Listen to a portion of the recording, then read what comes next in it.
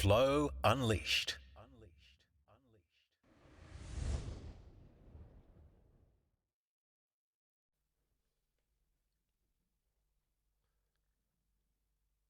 Have you ever gone to sell your service or business and felt icky about it?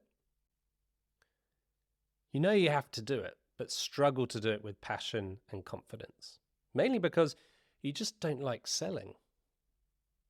Well, today we unpack why that is and discuss a whole new approach to the way we sell.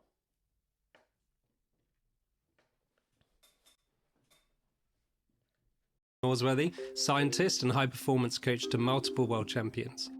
In this show, we unpack key insights on specific topics so that you are kept up to date with the latest science and practice of human performance.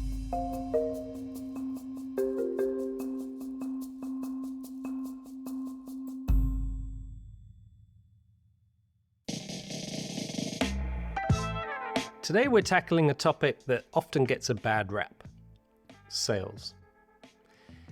Yes, you heard that right, sales. Far from being just a profession, sales is as old as civilization itself and plays a vital role in personal and professional growth. In fact, mastering sales skills can be a powerful step forward to achieving personal, professional, and financial freedom.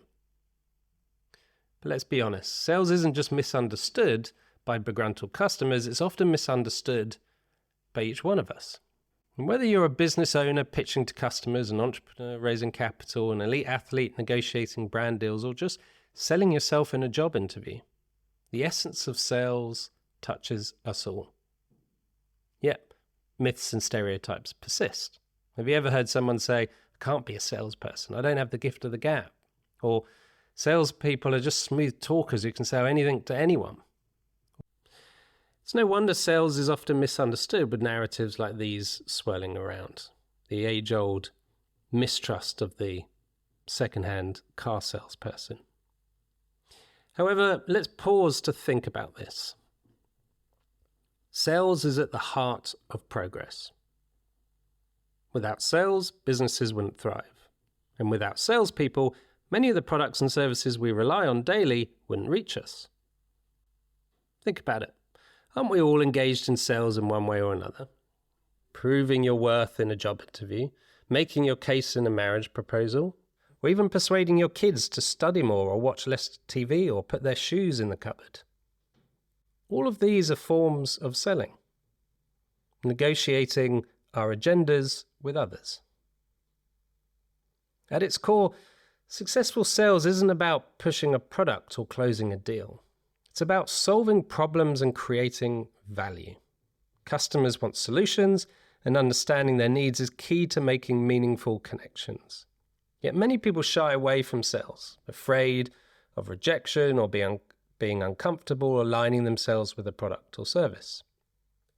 There's a wealth of advice out there for anyone looking to refine their sales skills, such as listen more, talk less, know your products and your industry inside out, take initiative, be proactive, don't fear rejection, it's part of the process, be timely, be a team player, and so forth. But most of this misses the point as to why people don't do a good job selling.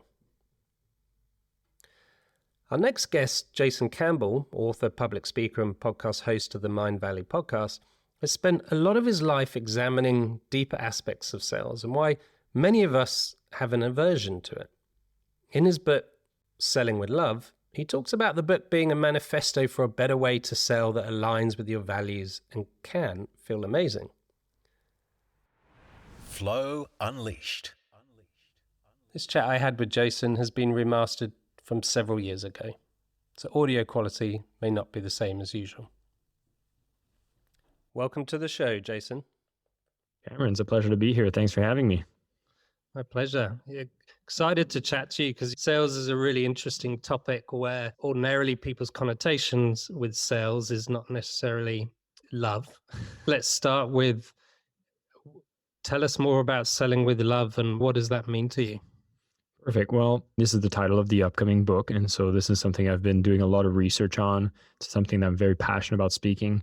And the fact that speaking for people at the flow center, obviously you speak about what happens when you're in those flow states. Things seem to be effortless and you seem to be able to be in a massive creative state. And if you think about the sales process, there's usually somebody who's doing an activity where they need to sell, they need to do maybe a repetitive task, they need to communicate with people, they need to reach out to new people, they need to be quick with their mind, quick on their feet, and be able to move those sales to go forward.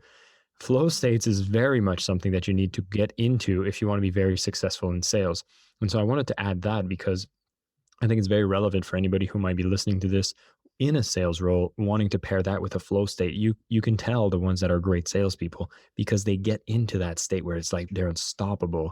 They be able to speak a language that seems to flow from the tip of their tongue. They don't hesitate to make a call or to reach out to new people. You become relentless and very enthusiastic, and that quality is something you really want in a successful salesperson, whether that's yourself or a team that you want to train.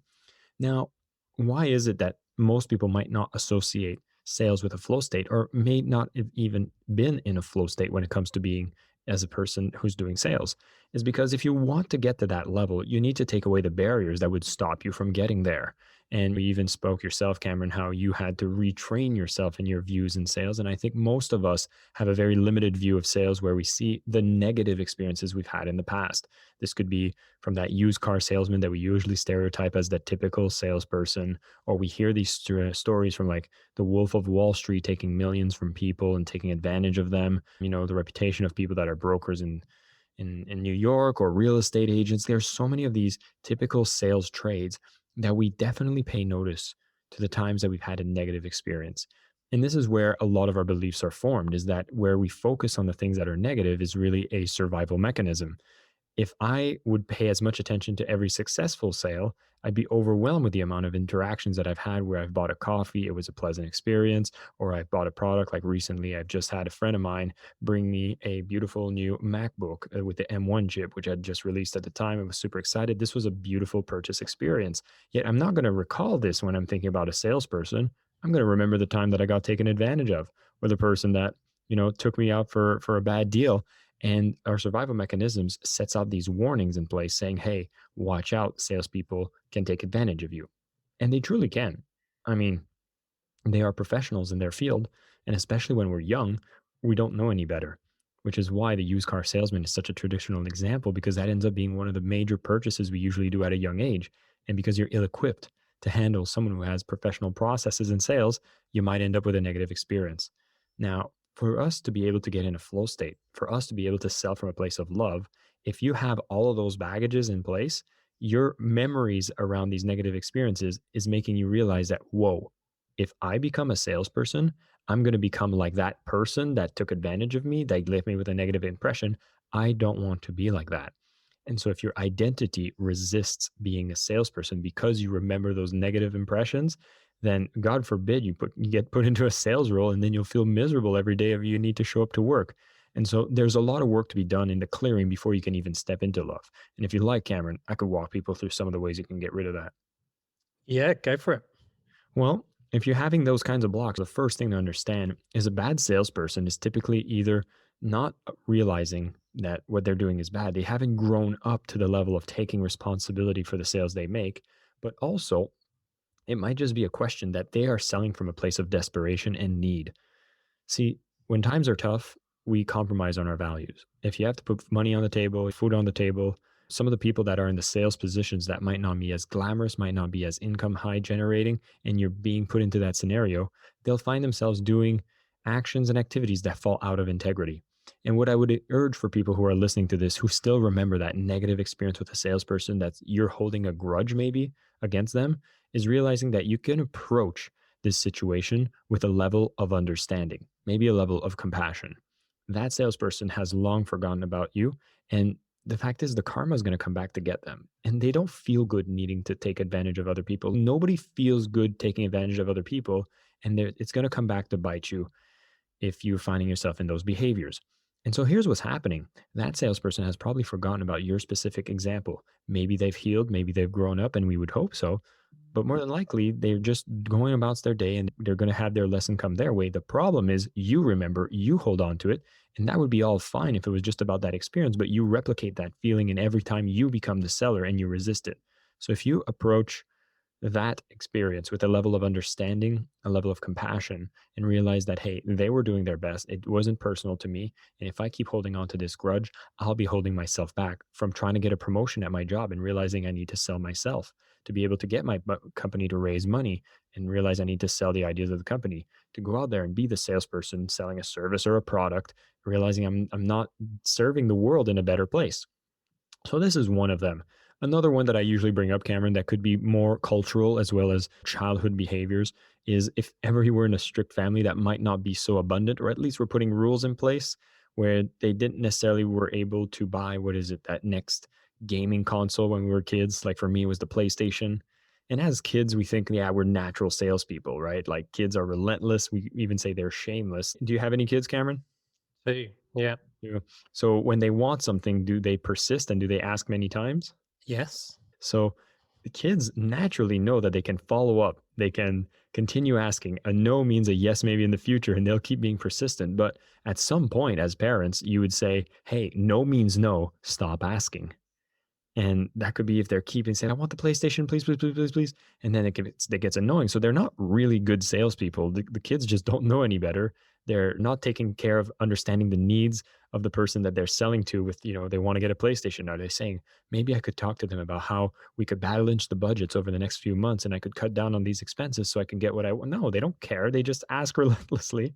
And so at some point as a parent, you have to say no means no, but a belief that could be formed from that interaction is if I persist and follow up too much, I get rejected and I feel the pain and mom and dad don't love me. Like all these childhood belief that comes around selling means like, oh, wow, you need to be careful, which is no surprise that most people don't follow up more than 3 times with a prospect when most of the sales happen after 4 follow-ups and more, because that will be a block that we neurologically have from our childhood to not want to follow up too many times because we know it really leads to pain if we haven't cleared it. Does this make sense? Yeah, sure. So there's a sense of reframing our idea of what sales is, trying to detach our past connotations with sales and perhaps a bad experience with a salesperson, having a reflection of our experience of what sales could be in the moment and removing that emotional past attachment to the process of sales. So we're not identifying that sales process with that person or with that past experience or with our identity, and being able to split that up will allow us to communicate more effectively and look at the exchange going on. So what are the common emotions you see that we need to overcome, and how would you reframe sales? How would you define sales? So here's the thing. I love focusing on this first part. Like in the book, I speak about the 4 levels of emotions that happen in a sales transaction. The way I define sales is simple. It's an energy exchange between conscious beings. And so the energy is basically everything. Money is stored energy. Time is active energy. The goods and service took energy to create. But then the energy in motion, the emotion, is really what makes or break a sale, to leave you with a good feeling, to leave the buyer with a good feeling or a bad feeling, depending on what energy you chose to use in the process. So here, what I was talking about is what I call SGBs, or shame, guilt, blockages. And when you clear this, then it opens you up to this possibility of selling with love. And to get people, to go right to the root here, like how do you sell with love? It's very simple. To me, I say, if you get to love the impact of what you do in the sale, like when you know that when you make that sale, you're going to give them so much more than what you ask in return, you're going to be selling from a place of love. And if you know the impact of it, you can get clear on that. Like what happens to the buyer when they buy? What problems did you actually solve? How much of that problem has been relieved and how much is that worth to them in their lives? Then you can start realizing that, hey, this is worth selling and I should put my energy behind it. So I tell people, get in love with the impact of the sale that happens. And once you've done that, you can even expand it, because if I sell to you, Cameron, such as I want to sell you a course on selling, well, to me, I can think about your direct impact. I could say, well, you're going to be able to increase your sales. You're going to be able to maximize your revenue, maximize your profit, and grow the business. But I can start expanding that impact circle and saying, yeah, but you're also going to be able to, with the higher profit margins, with more sales, you're going to be able to pay your staff more. You're going to be able to hire more people, which is going to allow the economy to work better within your area because now more people have more jobs that pay even more. And I can even take it a step further. I can be like, wow, if more people get to discover about the flow states and how they can use that to maximize their productivity, maximize their happiness, and truly be able to live life to their fullest while making a difference, then the more sales that you make, that means I'm making the world a better place with every single person that you touch through the business activities that you make. Then yes, I do want to teach you how to sell. I want you to maximize your sales because I understand the benefit it's going to create to the world. And herein lies a clue when I tell people to sell from love is try to expand that circle of caring, that impact that you make goes beyond the buyer. And the more clear you get on all those, you start getting so much material you can use in your marketing and in your sales talk as to why you care about selling them. Because people don't want to buy until they know why you care. And when you get clear on the impact, you can describe that to them very clearly and say, here's why I care about selling you right now. This is why I'm being persistent. This is why I think this is truly the best thing I can offer to you. And now you have an in to do business much more than a commodity type of transaction where nobody cares. In this process, you get to care a lot. And in some of your articles, you talk about the sales system and counteracting those silent killers, like allaying customers' fears and minimizing risks. And I guess there's a protocol and a process that really helps the structure of the sale to occur or expedite the sales process. And once that all becomes second nature within the individual, we have embodied knowledge around our sales process and how to actually make a sale.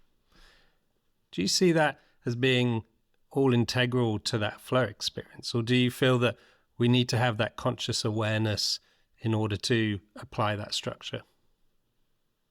Well, it's very interesting. It's kind of like, can you be in a flow state when you snowboard? So I used to snowboard a lot when I was younger.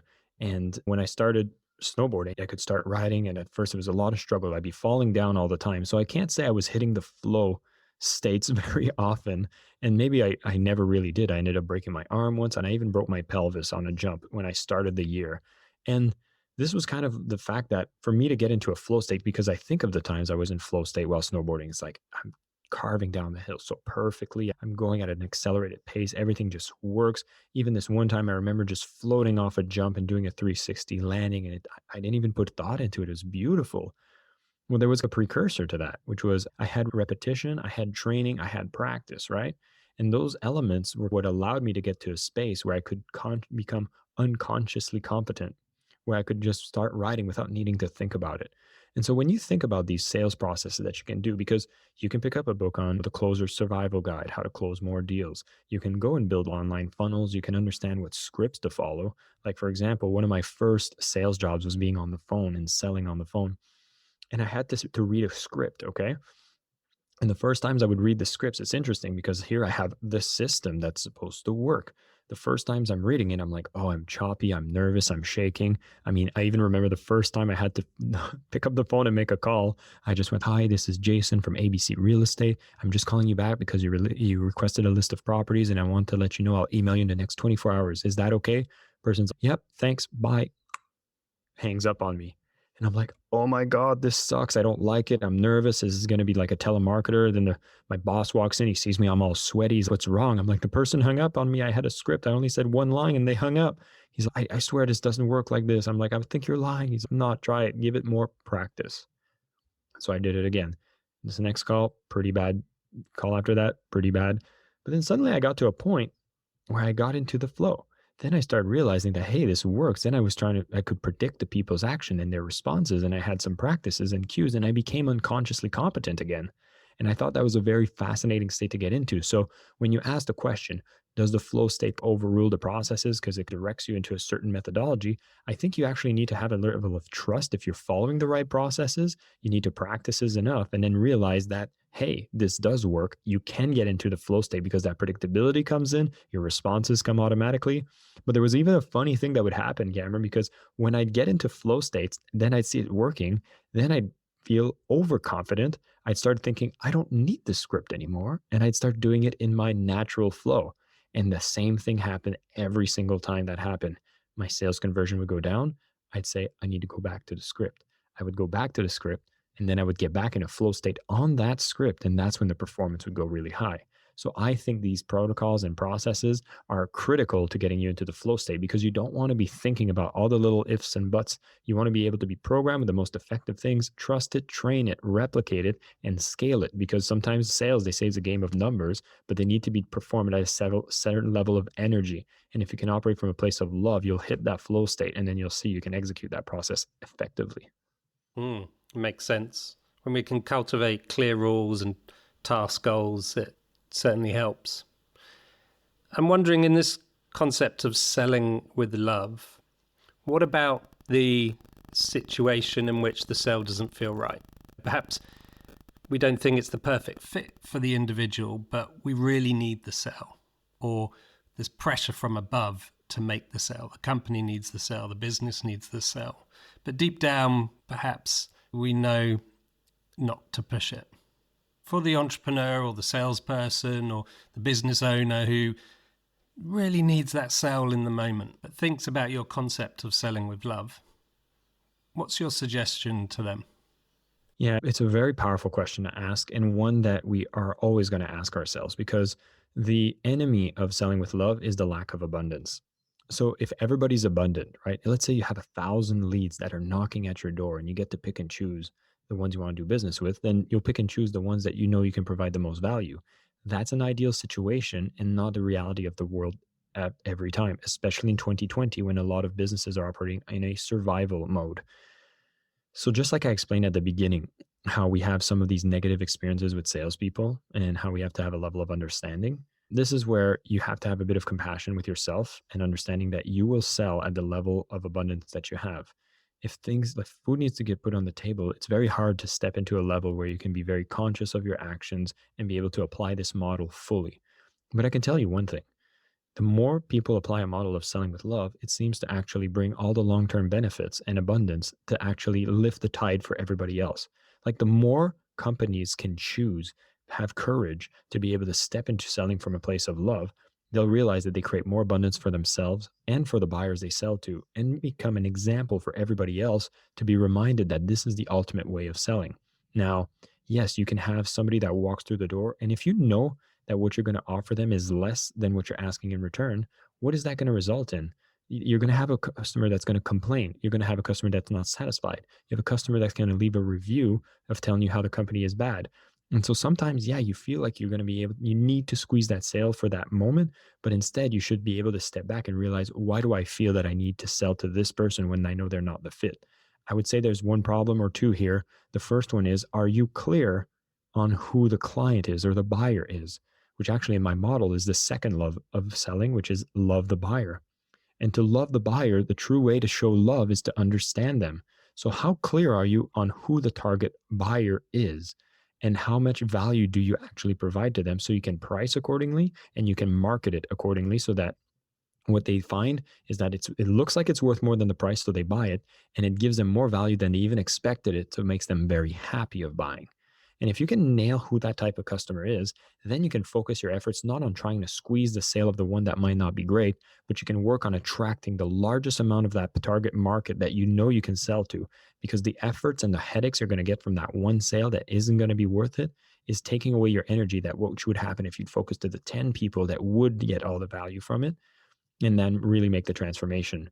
Now, the other side of this is perhaps your product isn't at the level that it needs to be for you to be confident about selling it, which is very interesting. This is actually the third reason why somebody would have blockages and shame around selling, is that the product that you sell is crap. Let's say you're selling product that is crap. Here's the deal.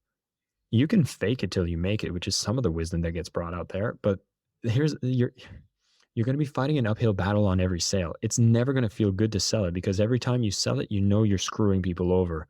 Now imagine being able to, you need to fight a lot of negative resistance, and even the buyer is going to feel your energy. You need to brainwash yourself to sell it, and it's just going to cost you something in the long term. Like, I've found myself selling a product I wasn't proud of when I was younger, and that came back to bite me.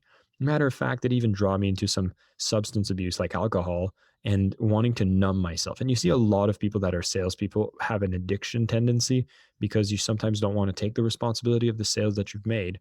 But again, if you just took a different type of approach with the product, which is not fake it till you make it, instead, fix it. Don't fake it. Just fix the product. Find out what's wrong with it. Go and work at it. And if you can have these kinds of guarantees in place, like money back guarantee that will force you to improve the product quality, then try to push that forward. If you're an employee within a company that ultimately sells a product that you know is subpar and the company has no intentions and values of making it a great product, I would urge you to consider working for a different company, because there is no shortages of companies that are looking for good salespeople that are working on their talents, that are qualified and actually care. A caring salesperson that is enthusiastic is probably the best asset you can bring into a company. And if you decide to hold yourself to a higher standard, then you can find those places to work for. You can sell the kinds of products that make you really excited about selling them. But if you are the entrepreneur, if you work on understanding the client, and the third love of selling is actually love the product. So fix the product so you can love it when you sell it.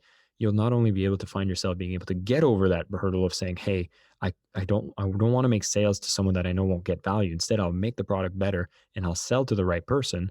You'll also realize that because you've done these efforts and gotten clear on that, you can attract the better salespeople. You're going to be able to market better, and you're going to get better reviews, better referrals, and it'll get the business to grow much more in the process than trying to work on that low value, low return, hard headache type of customer.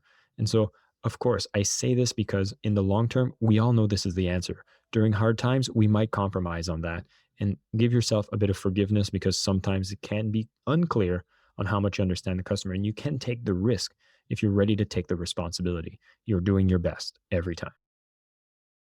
And I guess we can always leave the company, but to be able to say no in the moment and follow that concept of selling with love, I imagine the culture of that company or the culture of that sales team is really important to be able to support that. There's a culture that needs to be in place, and there's a benefit that needs to be shown for the company to embrace that culture. But to talk to your example, a no is a powerful thing to do. If you're a salesperson, imagine you're in an interaction with somebody. And we'll use an example here, such as if I was being a consultant to you and giving you some sales advice, and I'm selling this for $10,000. I look at the revenue numbers, I look at the problems you have, and imagine that towards the end of the sales process, I say, Cameron, I look at these numbers and I don't think we should do business together. I think at my price point, you won't get the kind of value that you should expect to get from working with someone like me. But I'd love for you to come back maybe in 3 months if you've had some changes in revenue numbers and hired 2 more salesperson. Then I know I'll be able to deliver more value. Like, a person who hears that from the salesperson will immediately acknowledge one thing: you care. And that's a powerful thing to have as a rapport to establish. So sometimes they talk about how can you maximize your sales to go from like 3% to 5%. But the question I love to ask as well is, what are you doing with the 95 to 97% of the people who don't buy? Will they ever buy from you again in the future because you've decided to treat them with dignity, care, and love, even if they didn't buy? Or are you trying to maximize that conversion rate by 2%, but alienating the other 96 or 95? And I think one of them becomes very obvious that will lead to the growth of a business long term. Are you looking to improve your performance, stress less, and flow more? Do you want to improve the human performance in your organization or team? If so, we are here to help. Our team of experts specialize in helping individuals and businesses integrate a high-performance practice and culture. So if you want to take your performance to the next level, or integrate the lessons and skills you hear on this pod into your leaders and teams, go to flowcenter.org today, the official site of Flow Training and Flow Coaching. So just moving on to you and your role as a podcast host. You've had a whole range of fascinating conversations. Which ones stand out to you? What messages have stayed in your memory? Well, that's a very interesting question. And depending on how you ask this question, and there's a few things that come up. There's the recency effect. So there's some of the latest interviews that I've done not too long ago that still resonate in my mind right now. One of the biggest things when I talk about leadership, there's a ton of people that I bring forward to talk about leadership and the new age of leadership, which is not command and control, but it's very collaborate and coach. This is the big thing that I find is very interesting from the people I interview. The trend is the same across the board, is like when you lead with this methodology of caring and loving seems to be permeated across every discipline. In leadership, care and love for your team, and you'll see you'll unlock their abilities and grow and make an impact. I even have a lot that come and speak about marketing and sales, and they're like, when you know that what you're doing is the world of service and a public good, then be relentless on how you sell, because you've done the work that you're going to be generating the business that really gives value to people. And you need to acknowledge that selling is a powerful way to do that. When I speak about productivity, people are like, do you have enough care and love to know that you should be managing your time, that you can have systems in place that enable you to be more effective? And if you take the time to realize that you're worth it, and with the additional time that you have, you can do more important, amazing things, and start applying these principles. Those are like, I see this as a common thread. And I can also realize that for the people I've interviewed that spoke about the future of work with the AI, the machine learning, the transformation that's happening, is at the core of it, human creativity and this aspect of our humanity is becoming the most precious asset within companies, because your physical labor is being changed away by robots. Your intellectual capacities and data processing is also being taken away by machines. What's left? It's our essence of humanity. And the more human we can be in the workplace is one of the trends that I'm seeing and that people are speaking about, the more effective in your growth and the way to lead others, and becomes all about connecting with other people. So I find those are beautiful trends to see and gets me very excited about the future.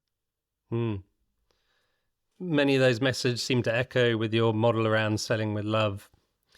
And generally speaking, I also see a growth towards conscious business, what Csikszentmihalyi called good business, where we seem to collaborate and coach rather than use the stick and carrot approach to leadership.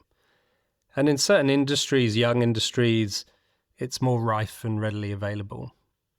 However, in other industries, leadership styles are often so entrenched, they're long-standing, and it can take a lot for it to change, and it can often seem like a big leap.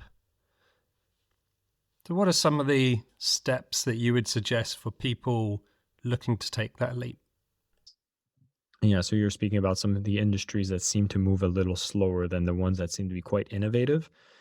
It's interesting because you're going to see that the effectiveness of the companies that can practice this is going to be so much higher than the legacy businesses. Like, we've already seen massive disruptions happen across industries where they're completely blindsided by a newcomer who can navigate faster, adapt to change faster. And the pace of change is accelerating more and more. And so the more that when you have these processes of command and conquer, afraid to speak up, like one of the most fascinating conversations I've had, oh my God, I forget his name. And that would be so unfortunate for me to forget his name, because he is a brilliant author who talk about the 4 levels of psychological safety. And when he spoke about this is how if you don't have psychological safety in the team, his name is Timothy R. Clark. Timothy R. Clark wrote the book, The 4 Stages of Psychological Safety. I interviewed him. And when you're talking about command and conquer, right? People don't speak up. People don't feel psychologically safe. And so whatever the senior leader sees, wants, and orders to be done is what will be done. So when the ideas from the people from the front line isn't communicated back to the top leadership, that's when you have a Netflix that comes up and swipes out a Blockbuster. That's how you see Amazon being able to pretty much dominate the world now, because people hadn't adjusted to the online as quickly and as bullishly as they were capable to. So I think if you are in a structure that's maybe a bit more archaic, it's going to be disruption or die. It might be hard for you to communicate that with the leadership team, but I think if we all focus on our own personal development, our own personal growth, you'll be creating, like, leveling up your level of value that you provide as an employee, to a point where you're going to be able to be more courageous about speaking up and indicating to the leaders that this change needs to happen or the company is going to be in trouble.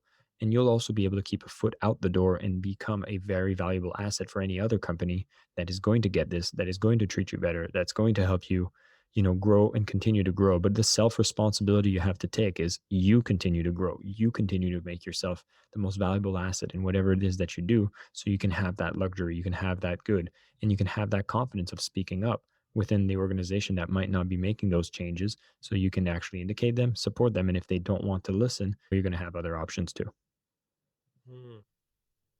Interesting. And you're a successful individual, and I don't mean that in terms of financial security, but you've developed a life where you've been able to do what you want to do. You've aligned yourself with what you love, what your passions are, what's bubbling in your heart. And you've been able to turn that into a productive business. What have been your 3 pillars towards turning your passions into profit? 3 pillars for that. So, I mean, it was funny. I was interviewing a man this morning. His name was Eric Qualman, which his initials is Equalman, which he goes by the superhero name called Equalman. But he's a fantastic public speaker. And he was saying how everybody has a superpower. And he was asking me about my superpower. And I think that's a great place to start. One of the pillars that I think are really strong in my own personality is my tendency to be very action oriented. I think whenever I get a thought, I'm very quick to take action on it, which has gotten me in trouble probably more times than the times it's guided me in the right direction. But through every trouble I've went through, there was always something I could learn, absorb, and then be better in the next action that I take. I think in today's world, with the access to information and the safety protocols that are in place by like any country that we're a part of, there's sometimes a lot more leniency towards taking risks and being able to take action to go and find those learnings in the process. So one of my pillars, like I think of the times that on the drop of a dime, I went to visit the Mindvalley office in Kuala Lumpur. This is back in 2013. When I did that, I just went with the intention of seeing the office because they had one of Southeast Asia's most beautiful offices. And by the end of that tour of the office, the lady that gave me the tour said, "Hey, you're pretty cool. You should apply for a job here." And I went to the cafe downstairs to just work on my laptop. And my former employer wrote an email saying, "Hey, I need you to relocate back to Ottawa, Canada, because we just want to work in non-remote now. We want everybody in the same office." So the action I took right from there is, well, why don't I send an application to Mindvalley and just see how that goes? Well, lo and behold, I ended up getting the job. And then I was able to go back to Ottawa, Canada to announce my resignation to relocate to Kuala Lumpur and work there for 7 years, which has been pivotal to where I am now. So I'd say orientation to action is a very strong pillar.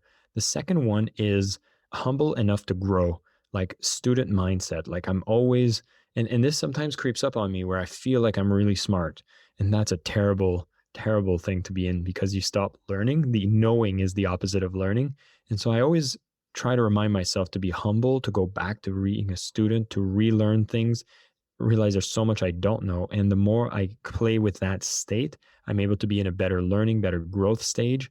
And when I do that, I get to discover new things, realizing everything from 5 years ago made no sense to what I know now. And being in that persistent growth has just opened more and more opportunities and connect with more and more people and knowing more and more things to be able to take the actions on what are the things I truly find is essential and fun for me to pursue as a lifestyle, as a career.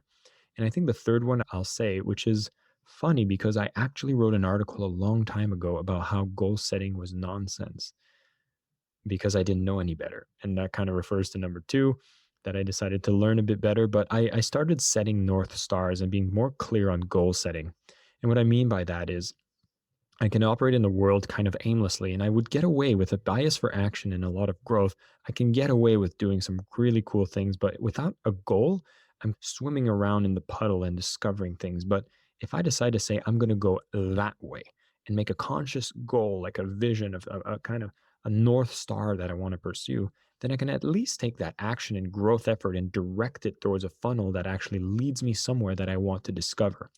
It was very interesting because initially I didn't want to do that because I felt it would be trapping to set a goal if I wasn't sure it was going to be the right one. But what I quickly realized is you can set a strong goal, you can pursue it aggressively, and you can still change it because the growth and acceleration that comes from setting that goal and having that energy funneled in a direction provides so many more benefits than swimming around in the water until you feel you find the right one. No, it never comes that way. I find you set a star, you travel that path, and then realize the next path or the next step gets revealed to you. And there's no problem changing direction, even if it's in the opposite direction. But I find that it's rarely the case going to be in the opposite direction. And if it is, then you've saved yourself a lot of time by going aggressively in that direction and realizing that you can put an X on it and go the other way. So those would be the three pillars, I would say: bias for action, continuous growth, and having a goal, vision, orientation, North Star. Yeah, three great pillars there. The last topic in terms of goals is an interesting one. I think it's important to add to create goals that are signposts that give us direction and focus, as opposed to endposts that might add stress and anxiety and not very well researched to work. On a more personal level, what are some of the greatest challenges that you've faced? And how have you responded to them? What have you learned from them?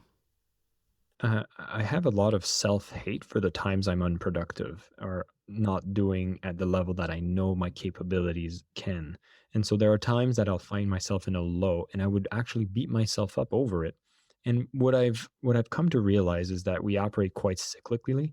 Like the lows, there's a lot of juice, there's a lot of goodness that can come from the times you're less productive. And if you can acknowledge that and embrace that and take it as a time of reflection and integration, I have an awareness now that there are times that I'm going to be on a high.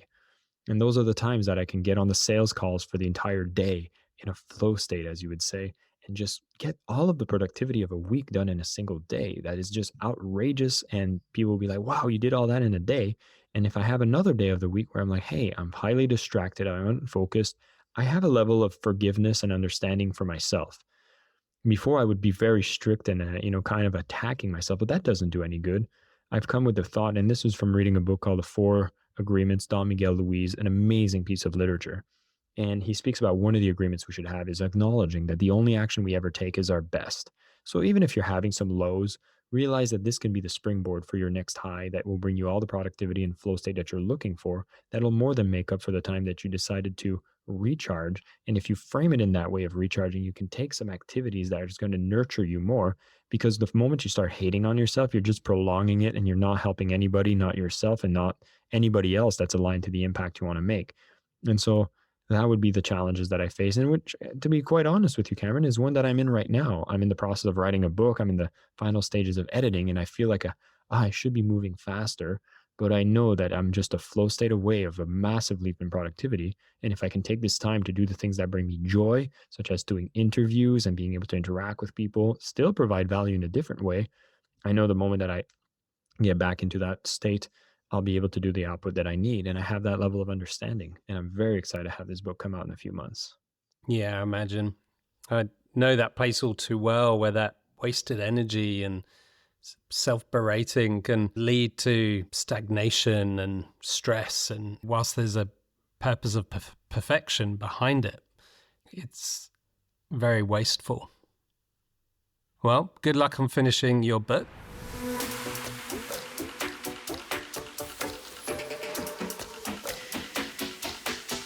Is there a book or film that you feel has changed your life or had a huge impact? The 4 Hour Work Week by Tim Ferriss kicked me off on discovering a lot of this world of online, redefining my life to be remote first was really pivotal at the time. Not sure if it's as relevant now. I'm pretty sure it is. And I absolutely loved it. Great stuff. Well, thank you very much for your time, Jason. And Cameron, thank you so much for having me on the show, and everybody listening, thank you so much for tuning in. Flow Unleashed. this conversation with Jason truly reminded me how to reshape how I view sales. It's easy to feel a tinge of selfishness when trying to sell something, whether it's a service, an idea, or even ourselves. But when we center that process on love, on genuinely caring about the person we're speaking to, it transforms the entire experience. Selling no longer feels like taking. It becomes about offering, helping, and connecting. Here's the thing. Many of us don't even realize we're already in sales. Whether it's on a date, advocating for a political cause, or persuading our kids to do something in the house, we're constantly pitching, convincing, and negotiating. The key is to shift our perspective. Sales isn't inherently bad. It's a way to add value, to connect dots that might otherwise remain unconnected. Every conversation is an opportunity to solve a problem or help someone reach their goal more efficiently, effectively, or joyfully. And when we approach sales from this angle, it's okay to feel good about it. Yes, there will always be sharks in the sales world. There will always be people trying to sell us things that we don't want. But there are also dolphins, whales, and countless other wonderful creatures in the ocean. If selling still feels uncomfortable after this episode, take a moment to reflect on what you're selling. Are you truly helping someone? Are you making a difference in their life? If the answer is no, maybe it's time to align yourself with something you truly believe in, something that does make an impact to other people, something that you can align yourself with, believe in, and connect with. Every industry needs sales, from space exploration to healthcare. Every dream or idea needs someone to sell its vision to the world. So as you move forward, choose to sell something you love, something that matters to you. After all, it's not just about what you're selling, it's about how it aligns with your values and how it makes a difference in the lives of others.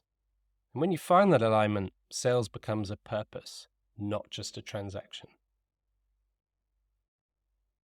If you want to find out more about Jason Campbell, please see the show notes.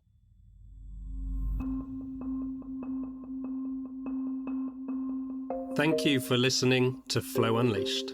If you enjoyed listening, please subscribe to get notified when our next episode drops. The more people that subscribe, the better I can make the show for you. Equally, please leave a review. Your review will go a long way to helping others find this pod. Until the next time, thank you for listening to Flow Unleashed.